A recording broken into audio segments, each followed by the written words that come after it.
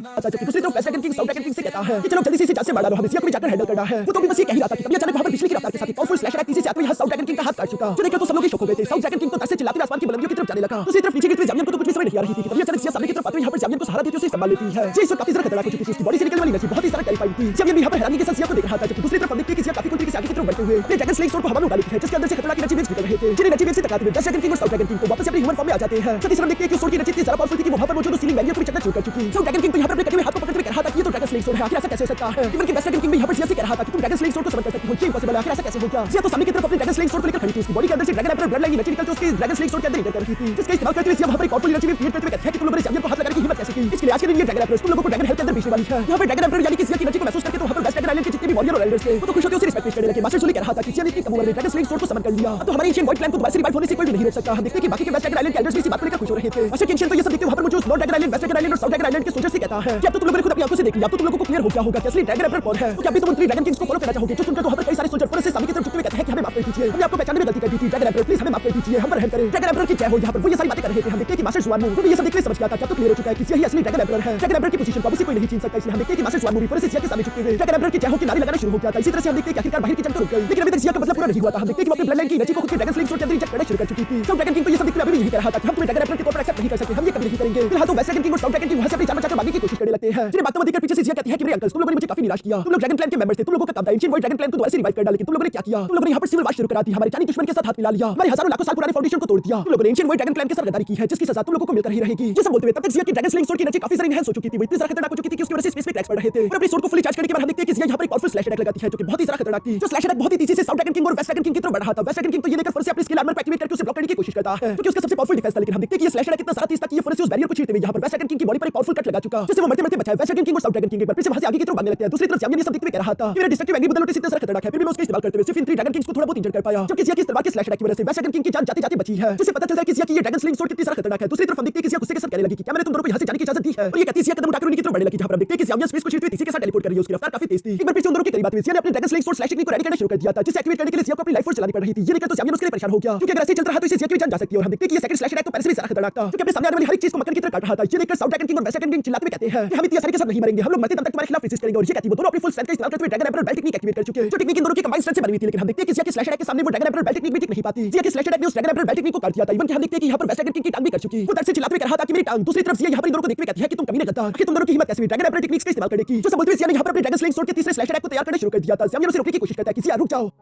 क्योंकि सिया की life force तेजी से कम हो रही थी। लेकिन दूसरी तरफ सिया जवाब देते हुए कहती है कि कोई बात नहीं, मैं ठीक हूँ। और ये कहती है